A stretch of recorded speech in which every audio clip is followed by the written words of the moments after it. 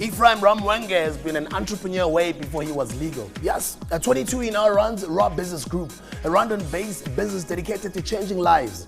Just 3 years after operations began in Rwanda, the conglomerate has managed to venture into commodity trading, ICT, and financial services.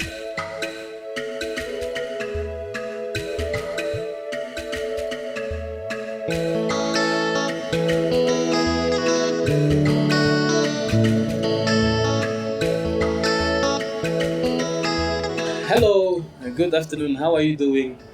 So today I'm going to host like an interview with my good friend here, and he's going to introduce himself. Okay, my name is Ephraim Rwamwenge. I'm a serial entrepreneur. I am turning 23 this year, actually. Yeah, Rwandan, born and raised in Botswana. Yeah. So I have some questions that are written down for Ephraim, and just want to go through them, get to know you a little bit, what you do, how you're doing it, and how it is to be in Rwanda, for instance. Yeah, you already said where you were born, in Botswana. Do you have any siblings? Yes, I have a sister, 4 years older than me. 4 years? Yeah. Okay. Oh, a small family, only two. Yeah, just the two of us. Very boring. Not typically African. Actually, yeah, not typically African. My parents were a bit lazy. All right. How long have you lived outside of Rwanda? 19 years. 19 years. Yeah. So that means you've been in Rwanda for almost 4 years now. Yeah. Coming back to Rwanda, what were like the main differences from Rwanda and Botswana that you encountered? What are they? Yes. Food. Yes. The food here is much better. Much better. Ibishimbo, ibinyobwa, ibijumba, and then the weather is amazing. Better than Botswana? My friend, Botswana it had maximums of 42 degrees Celsius in summer, and then in winter it had like -5. But here it's actually really cool here. And when you were like coming back, was Kinyarwanda an issue? Most definitely, man. Yeah. Yeah, I'm a third culture kid in the true sense. In the sense Explain it a little bit. What does that mean? Third culture kid. I grew up outside a culture of my parents' culture. Okay.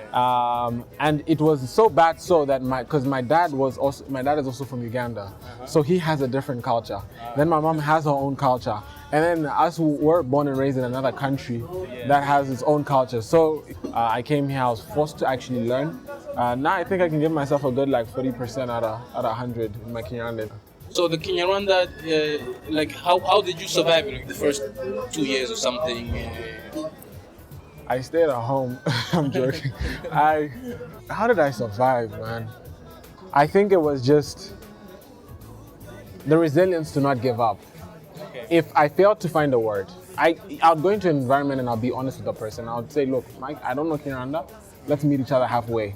I'll know a little bit. I'll learn the basic language, the basic phrases, like I'll tell people I know I want to buy something or I'm looking for this. So I'll say in that shaka cell phone, basic words that can help as fellas. And I think that's the only way you can survive.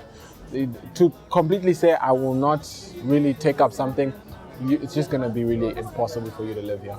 Yeah. I'm going to talk a bit more about your business because you say you're a serial entrepreneur, so I should say actually businesses. Yeah. So, like, first of all, like, why in all of the world do business in Rwanda? I mentioned this to you earlier. I'm Rwandan. Yeah. Rwanda has the best structured framework in terms of government policies for entrepreneurship. They love young people, regardless of whether you know Kinyarwanda or not, whether you're born here or not, whether you lived here for 20 years before you left as long as you are a young person and you're willing to invest yourself, they support you one way or the other. And I mean, it made so much sense. When I came here, I didn't know all that. I just knew Rwanda was a really good place.